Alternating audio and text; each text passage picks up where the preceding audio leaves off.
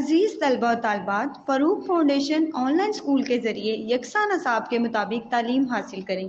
अगर हमारी वीडियोस पसंद आएँ तो चैनल को सब्सक्राइब करें और दोस्तों के साथ शेयर करें और बेल आइकन को लाजमी दबाएं ताकि आइंदा आने वाली तालीमी वीडियोस आप हासिल कर सकें। बच्चों, ऑनलाइन स्कूल से आप मुकम्मल तालीम हासिल करके बोर्ड का इम्तहान बराए जमात नहम व दहम बेहतर तौर पर पास कर सकते हैं। आप अपनी उम्र और तालीम के मुताबिक मज़ीद तालीम हासिल करें।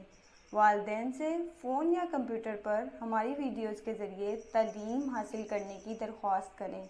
रोज़ाना 1 से 2 घंटे ऑनलाइन पढ़ाई करें और जब आप स्कूल जाएंगे तो आपको मज़ीद किसी मदद की ज़रूरत नहीं होगी। इस तरह पढ़ाई करके अपना वक्त और वालिदैन के अखराजात में बचत कर सकते हैं। ऑनलाइन स्कूल की कोई फ़ीस नहीं है। जूम पर भी क्लासेस का फ़ायदा उठा सकेंगे। हर क्लास और हर मज़मून की मुकम्मल तालीमी वीडियोस मौजूद हैं। Okay students, so today we will discuss the properties of light, the chapter number 10 of Punjab textbook board class 6th. So students, इस चैप्टर को फर्स्टली हम देख लेते हैं कि ये टेबल ऑफ कंटेंट पे या कंटेंट्स पेज पे किस पेज नंबर पर है। So here you can see on serial number 10. Serial number 10 means ये 10 चैप्टर है आपका और ये पेज नंबर 99 पे है, ठीक है। So you should open the page number 99 to study this chapter. Okay students, तो फर्स्टली तो आपको ये पता होना चाहिए बेसिकली प्रॉपर्टीज़ ऑफ लाइट का मतलब क्या है। प्रॉपर्टीज़ ऑफ लाइट बेसिकली किसको कहते हैं? लाइट की जो खसूसियात होती हैं, लाइट की खसूसियात जो होती हैं उसको हम लोग क्या कहते हैं? प्रॉपर्टीज़ ऑफ लाइट कहते हैं, ठीक है। प्रॉपर्टीज़ का मतलब होता है खसूसियात और लाइट मतलब लाइट। अब लाइट बेसिकली क्या होती है? फॉर्म ऑफ एनर्जी होती है, एनर्जी की ही एक किस्म होती है, ठीक है। और ये ना कोई ख़ास प्रोजेक्ट्स होते हैं जिसके थ्रू ये जो है आती है लाइट, ठीक। उसके बारे में भी हम स्टडी करेंगे, लेकिन उससे पहले मैं ये बता दूं आपको कि लाइट कैन ट्रांसमिट, लाइट एक जगह से दूसरी जगह जा सकती है, लाइट अब्जॉर्ब, लाइट जज्ब हो जाती है, एंड रिफ्लेक्ट, और एक जगह जाके दूसरी उस जगह से मुड़ जाती है वापस। So now students, learning outcomes after completing this chapter you will be able to, वो कहते हैं कि इस चैप्टर को कंप्लीट करने के बाद आप क्या क्या स्टूडेंट्स क्या क्या चीज़ें इस चैप्टर में पढ़ लेंगे और फिर उसके आंसर देने के काबिल हो जाएंगे। So firstly we will study this and after then we will start the chapter. After completing this chapter, you will be able to differentiate between the transmission, absorption and reflection of light. वो कहते हैं कि आप differentiate कर पाएंगे transmission light की कैसे होती है, absorption कैसे होती है, रिफ्लेक्शन ऑफ लाइट कैसे होती है। Demonstrate the laws of reflection, reflection के जो लॉज हैं उनको एक्सप्लेन कर सकेंगे आप लोग। Demonstrate the difference between smooth, shiny and rough surfaces. Smooth, shiny, मुलायम, चमकदार और रफ सरफेसेस के अंदर डिफरेंस जो है उसको एक्सप्लेन कर सकेंगे। Compare the regular and diffused reflection, regular और डिफ्यूज्ड रिफ्लेक्शन में जो डिफरेंस है या उनको आपस में कंपेयर करने के काबिल हो जाएंगे। नेक्स्ट है identify everyday applications which involve regular reflection and diffuse reflection. वो कहते हैं कि आप उन तमाम कामों को, डेली लाइफ में होने वाले उन तमाम कामों की पहचान कर सकेंगे जिसके अंदर रेगुलर रिफ्लेक्शन और डिफ्यूज रिफ्लेक्शन जो है वो शामिल होती है। Draw ray diagram for light reflected from a plane mirror at different angles of incidence. वो कहते हैं एक डायग्राम आप बना सकेंगे, लाइट रिफ्लेक्टेड डायग्राम कि लाइट किस तरह एक जगह से आके फिर रिफ्लेक्ट होती है मिरर से और डिफरेंट एंगल्स ऑफ इंसिडेंस में चली जाती है, ठीक है। उसके बाद आप ये बता सकेंगे describe image formation by a plane mirror. Plane mirror के तहत एक तस्वीर या इमेज किस तरीके से बनता है उसको आप एक्सप्लेन कर सकेंगे। उसके बाद है compare characteristics of images form by a plane mirror. फिर आप उसके बाद खसूसियात जो हैं इमेजेस की, यानी जो तस्वीरें होंगी उनकी खसूसियात जो प्लेन मिरर से बने हैं या प्लेन मिरर पे बने हैं उनको आप कंपेयर कर सकेंगे। एंड पिन होल कैमरा, और पिन होल कैमरा को भी आप बता सकेंगे कि उससे बनने वाला इमेज कैसा होता है। ठीक है, उसके बाद आप क्या कर सकेंगे, explain the use of reflecting surfaces in different devices. वो कहते हैं कि रिफ्लेक्टिंग सरफेसेस के बारे में, सरफेसेस के यूजेस, इस्तेमालात मुख्तलिफ डिवाइसेस में कैसे हैं उसको एक्सप्लेन कर सकेंगे। उसके बाद है design an experiment to make an optical instrument. वो कहते हैं कि ऐसा एक्सपेरिमेंट डिज़ाइन कर सकेंगे to make an optical instrument. Optical instrument जो आँख का मतलब नज़र से जिसका ताल्लुक़ होता है, ऐसा इंस्ट्रूमेंट जो है वो बनाने के लिए आप मिरर्स को इस्तेमाल कर सकेंगे। Explain the principle of reflection in kaleidoscope. अब क्लेडोस्कोप एक आला है जिसके बारे में इस चैप्टर में हमने डिटेल में पढ़ना है, और वो कहते हैं कि आप क्लेडोस्कोप में रिफ्लेक्शन का जो काम है या असूल है उसको आप पढ़ सकेंगे, एक्सप्लेन कर सकेंगे। Describe the relationship of angles. आप एंगल्स के आपस में क्या रिलेशंस हैं उसको, बिटवीन टू मिरर्स, दो शीशों के दरमियान, दो मिरर्स के दरमियान एंगल्स के आपस में क्या ताल्लुकात हैं। And the number of images you can see in kaleidoscope, और कितने इमेजेस जो हैं आप क्लेडोस्कोप पे देख सकते हैं, उन सब के बारे में आप एक्सप्लेन कर सकेंगे। इसके अलावा students explain types of mirror, और आप मुख्तलिफ मिरर की जो एग्ज़ाम है उसके बारे में एक्सप्लेन कर सकेंगे। एंड देयर यूजेस, और उनके इस्तेमालात के बारे में हमारी रोज़मर्रा ज़िंदगी में। Investigate the image formation. आप इमेज की फॉर्मेशन को इन्वेस्टिगेट कर सकेंगे by convex and concave mirror, convex और कनकेव मिरर के थ्रू। ठीक है, तो स्टूडेंट्स ये सारे की पॉइंट्स हैं जो हम लोग इस चैप्टर के अंदर डिस्कस करेंगे। इस चैप्टर को हम साथ साथ पढ़ते जाएंगे तो आपके ये सारे पॉइंट्स जो हैं वो क्लियर होते जाएंगे। तो आप कोशिश किया करें कि जब आप एक टॉपिक क्लियर करें तो ये वाला पेज निकाल के और फर्स्ट वाला इसको देख लिया करें कि हमने अब तक कितना पढ़ लिया है। तो आप टिक लगाते जाया करें लेड पेंसिल से, ताकि आपको पता चल जाए कि हमारे ये वाकई सारे क्वेश्चन जो हैं वो कंप्लीट होते जा रहे हैं जैसे जैसे हम चैप्टर को ख़त्म कर रहे हैं। Okay students, so now on page number 100 you can see we are going to start the chapter number 10। तो इसके टॉप पे देखिए, light is a form of energy. Light जो होती है वो एनर्जी की एक किस्म है। Which is given out by luminous objects. जो लूमिनस ऑब्जेक्ट्स जो होते हैं वो जो है उसको हमें प्रोवाइड करते हैं, लाइट को हमें मुहैया करते हैं लूमिनस ऑब्जेक्ट्स। ठीक है, अभी हम इसको देख लेते हैं कि लूमिनस ऑब्जेक्ट्स बेसिकली कौन से होते हैं। The sun, bulb, candle etcetera are luminous objects.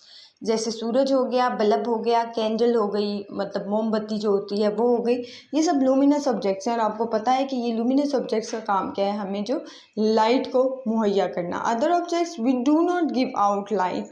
दूसरे ऑब्जेक्ट्स जो लाइट हमें नहीं देते are called non luminous objects, उनको हम नॉन लूमिनस ऑब्जेक्ट्स कहते हैं। Light can pass through transparent material. वो कहते हैं कि लाइट जो होती है ट्रांसपेरेंट मटेरियल से एक जगह से दूसरी जगह पास कर जाती है। ट्रांसपेरेंट, अच्छा स्टूडेंट्स, तो ट्रांसपेरेंट मटेरियल जो होता है वो होता है जो शीशे का मटेरियल होता है। मतलब शीशे से ग्लास होता है ना जिसमें आप लोग पानी पीते हैं, वो जो शीशा होता है वो ग्लास ट्रांसपेरेंट मटेरियल होता है। मतलब आप आर पार जो है देख सकते हैं। Glass, water, clear, plastic and air are transparent material. वो कहते हैं ग्लास, पानी, क्लियर जो प्लास्टिक होता है और एयर, हवा जो होता है वो ट्रांसपेरेंट मटेरियल होते हैं। Light can not pass through translucent material. Light जो होती है ट्रांसलूकेंट मटेरियल से पास नहीं कर पाती। Now we can see the translucent material. अब ट्रांसलूकेंट मटेरियल कौन सा होता है? ट्रेसिंग पेपर, ऐसा पेपर जिसके ऊपर आप कोई चीज़ ट्रेस करते हैं। फ्रॉस्टेड ग्लास जो होता है। वेक्स्ड पेपर, जो वेक्स्ड पेपर होता है, ट्रांसलूकेंट मटेरियल हैं ये सब।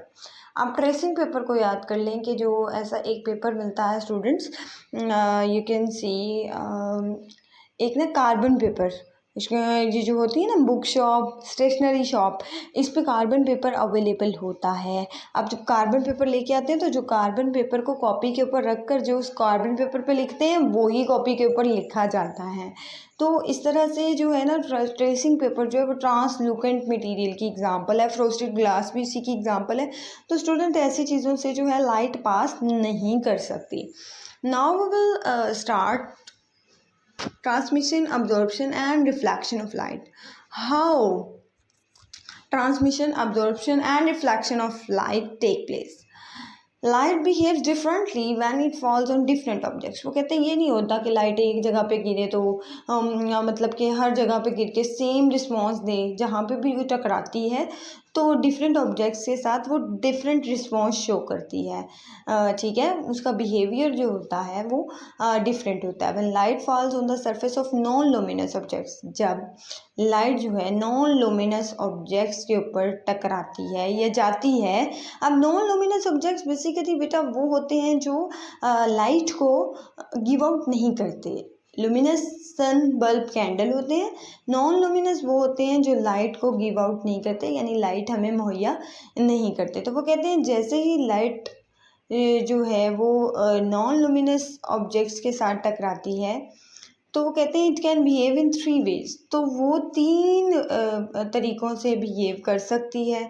Now we will study one by one. When light falls on transparent material, जब लाइट ट्रांसपेरेंट मटेरियल के ऊपर गिरती है, it is transmitted to the other side, तो वो दूसरी तरफ चली जाती है, एक जगह से दूसरी जगह चली जाती है। That is why we can see across transparent objects. इसीलिए हम लोग जो है ट्रांसपेरेंट ऑब्जेक्ट्स में आर पार देख सकते हैं। मतलब जो इस तरफ से देख सकते हैं वो दूसरी तरफ से भी देख सकते हैं। तो इसका मतलब हुआ कि लाइट वहाँ से ट्रांसमिट होकर चली जाती है दूसरी तरफ, इसलिए हम ट्रांसपेरेंट मटेरियल में तो देख पाते हैं इजीली। नंबर 2 पे देखें, light falls on rough opaque objects, जब लाइट रफ ओपेक ऑब्जेक्ट्स पे गिरती है, most part of this light is absorb, तो ज़्यादातर जो हिस्सा लाइट का होता है वो अब्जॉर्ब हो जाता है। स्टूडेंट्स जैसे ही वो अब्जॉर्ब होता है तो बेसिकली होता क्या है, वो जो लाइट है ना वो बाकी की लाइट जो होती है वो हीट एनर्जी में चेंज होते हैं and change into heat energy. तो वो हीट एनर्जी में चेंज होते हैं। Black surface absorb most of the light, तो जो ब्लैक कलर की सरफेस होती है, ब्लैक कलर की सतह होती है, वो ज़्यादा एनर्जी को अब्जॉर्ब करती है।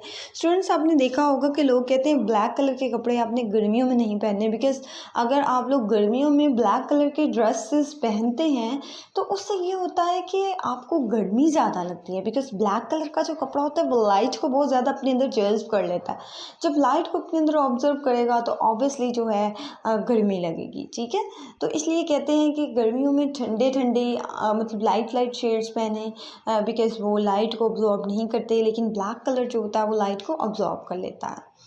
नंबर 3 पे देखिए, when light falls on a smooth and shiny surface, जब लाइट किसी शाइनी सरफेस के ऊपर जाके गिरती है, it bounces of in one particular direction, तो वो एक खास रिफ्लेक्शन की डायरेक्शन सिमत की तरफ चली जाती है। दिस बाउंसिंग ऑफ लाइट, अब इस तरह से बाउंसिंग ऑफ लाइट जो होता है उसे हम रिफ्लेक्शन ऑफ लाइट कहते हैं, बिकॉज वो एक जगह से दूसरी जगह ट्रांसफ़र नहीं हुआ बल्कि टकरा के दूसरी सिमत में चला गया है।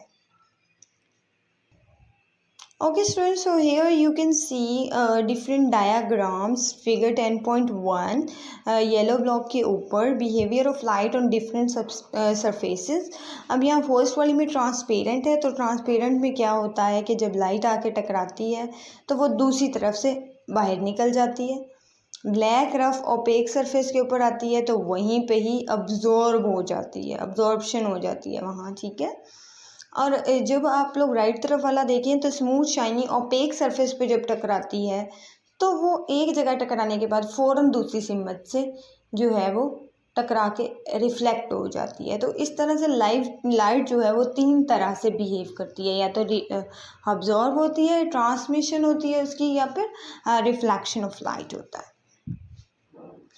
Okay students, so now you can see in this yellow block, you can C this is figure 10.2 identify transmission, absorption, reflection of light in picture. वो कहते हैं कि reflection of light, transmission of light, वो आपने बताना है, पहचान करनी है उसकी। A part of light passes through a surface, वो कहते हैं थोड़ा सा जो लाइट का हिस्सा है वो पास हुआ किसी सरफेस से, यानी विंड स्क्रीन ऑफ कार से। सम पार्ट इज़ रिफ्लेक्टेड, तो कुछ पार्ट जो है रिफ्लेक्ट हो गया। Rest of light is absorb, थोड़ी सी लाइट अब्जॉर्ब हो गई in the surface, it means transmission. Reflection and absorption occur at the same time, reflection और अब्जॉर्प्शन एक ही टाइम में हो जाती है।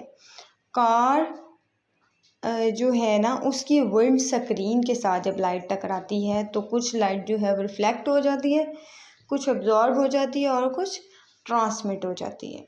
ठीक है, okay students, so here you can see how reflection occurs, किस तरह से रिफ्लेक्शन होती है, रिफ्लेक्शन किस तरह से टेक प्लेस होती है। Reflection occurs when a light रे strikes a shiny surface, reflection कब होती है, जब कोई लाइट की जो रे है वो किसी शाइनी चमकदार सतह से टकराती है एंड बाउंसेस ऑफ, और फिर वहाँ से चली जाती है। फिगर 10.3 में ये दिखाया गया है कि किस तरह से लाइट जो है वो टकराती है और फिर बाउंस ऑफ हो जाती है। द रे that strikes the shiny surface is called incident ray, ऐसी लाइट की रे जो जाके शाइनी सरफेस से स्ट्राइक करती है, टकराती है, उसको हम इंसिडेंट रे बोलते हैं। तो स्टूडेंट्स साथ साथ हम लोग देखते जाते हैं डायग्राम को। आपकी राइट तरफ जो है फिगर 10.3 है, रिफ्लेक्शन ऑफ लाइट वहाँ पे दिया गया है। तो वहाँ पे जो लाइट की रे आई है उसको हम इंसिडेंट रे बोलते हैं स्टार्ट पे। ओके, नाउ द रे दैट बाउंसेस ऑफ, जो रे वापस आ जाती है टकरा के, उसको हम कहते हैं इज कॉल्ड रिफ्लेक्टेड रे, उसको हम रिफ्लेक्टेड रे कहते हैं। The point eight which incident ray strikes, एक ऐसा पॉइंट जिसके साथ इंसिडेंट रे जाके टकराती है, वो वाला पॉइंट जो होता है उसको हम लोग क्या कहते हैं, पॉइंट ऑफ इंसिडेंस, इंसिडेंस का पॉइंट कहते हैं। The line perpendicular on the point of incidence, एक ऐसी लाइन होती है जो परपेंडिकुलर होती है, ठीक है, पॉइंट ऑफ इंसिडेंस के, उसको हम लोग क्या कहते हैं, नॉर्मल कहते हैं, is called normal. Incident ray forms angle of incidence, incident ray जो होती है वो बेसिकली एक एंगल बना रही होती है, जिसे हम लोग क्या कहते हैं, जाविया बना रही होती है, जिसे हम लोग कहते हैं angle of incident with the normal. ठीक है, इसको हम लोग किससे जाहिर करते हैं, इट इज़ डिनोटेड बाय आई। ये छोटा सा जो आई आपको नज़र आ रहा है नॉर्मल के पास दरमियान में जो बन गया समोसा सा आपको नज़र आ रहा है, उसको वो कह रहे हैं कि ये आई से डिनोट करते हैं इसको, हाफ जो है ना, the angle that reflected ray forms, और वो कहते हैं एक ऐसा angle that reflected ray form with the normal, जो नॉर्मल के साथ रिफ्लेक्टेड रे ने बनाया है, और उसको हम लोग क्या कहते हैं, एंगल ऑफ रिफ्लेक्शन कहते हैं, उसको हम लोग एंगल ऑफ रिफ्लेक्शन कहते हैं, और उसको आर, स्मॉल आर से डिनोट करते हैं, स्मॉल आर से रिप्रेजेंट करते हैं। नाउ लॉज ऑफ रिफ्लेक्शन देख लेते हैं स्टूडेंट्स। तो यहाँ पे आप देखेंगे it has been found experimentally that reflection of light obeys certain laws as, वो कहते हैं अब ये बात जो है एक्सपेरिमेंटली प्रूफ हो चुकी है कि जो रिफ्लेक्शन ऑफ लाइट है वो डिफरेंट लॉज को, जो कुछ लॉज हैं उनको जो है ओबे करती है। Number 1, the angle of incidence is equal to the angle of reflection, angle of incidence जो होता है वो एंगल ऑफ रिफ्लेक्शन के बराबर होता है। द इंसिडेंट रे, जो इंसिडेंट रे होती है, the reflected ray and the normal, और नॉर्मल रे जो होते हैं at the point of incidence all lie on the same plane. वो कहते हैं कि incident ray, normal, reflected ray, ये सब एक ही प्लेन पर जो है वो इनका पॉइंट जो होता है वो सेम होता है, जहाँ पे ये मीट करती हैं, मिलती हैं। These are called the laws of reflection, इनको हम लोग क्या कहते हैं, रिफ्लेक्शन के डिफरेंट कानून कहते हैं। Now students you can see the activity on page number 101, activity in blue paragraph, blue block, activity 10.1. Number 1, fix a white paper on a drawing board using the drawing pins. वो कहते हैं white paper को drawing board के ऊपर drawing pins use करते हुए आप उसको लगा लें। प्लेस अ मिरर स्ट्रिप, वो कहते हैं एक मिरर की स्ट्रिप ए बी जो है उसके ऊपर फिक्स कर दें पेपर पे। Fix 2 common pins, 2 common pin Q और आर उन्होंने नाम रख दिया है, 2 कॉमन पिन्स फिक्स कर दें Q and R. In front of mirror in a line. Number 4 पे देखें, see the image of the pins in the mirror. अब मिरर के अंदर पिंस के इमेज को देखें and fix 2 more common pins, और फिर 2 और कॉमन पिन लगा दें एस एंड टी, एस और T, in such a way that image of pins Q and R and S and T lie on the same straight line. वो कहते हैं कि इस तरह से लगाएं कि उसका इमेज जो है ना वो मतलब कि बिल्कुल एक ही वे में बने, सेम स्ट्रेट लाइन पे। तो यहाँ पे आप फिगर में देखें आर और क्यू जहाँ पे लिखा है वहाँ पे आपने पहले कॉमन पिन लगानी है, उसके बाद फिर आपने उसके सामने एस और टी पे जो है वो आपने कॉमन पिन लगा देनी है। तो ए बी जो है यहाँ पे ये मिरर स्ट्रिप है, ठीक है। नाउ फिफ्थ है, join the points Q R S and T. अब इन चारों पॉइंट्स को मिला दें विद ए बी के साथ on point P, P point के ऊपर ए बी के साथ इन सारे क्यू आर एस टी को मिला दें। Draw perpendicular line on P. अब परपेंडिकुलर लाइन बनाएं टी पी पे, इट इज़ नॉर्मल, ये नॉर्मल है। अब आपने देखना है, वो कहते हैं observe the angle of incidence QPN, that incident ray QR formed with the normal, the angle of reflection NPT angle of reflection देखें और उसके बाद QPN जो है उसको देखें। तो यहाँ पे उन्होंने मुख्तलिफ जो है ना एंगल ऑफ इंसिडेंस को आपको दिखाया और एंगल ऑफ रिफ्लेक्शन को। तो आपने सेम ऊपर वाली जो डायग्राम हमने 10.3 देखी है, बिल्कुल उसी तरह की एक्टिविटी करके आपने यहाँ पे इंसिडेंट और रिफ्लेक्शन जो है उसके एंगल्स को ऑब्जर्व करना है। The angle of incidence is equal to the angle of reflection. जो एंगल ऑफ इंसिडेंस होता है वो एंगल ऑफ रिफ्लेक्शन के बराबर होता है। The ray incident ray, the reflected ray and the normal on the point of incident all lie on the same plane.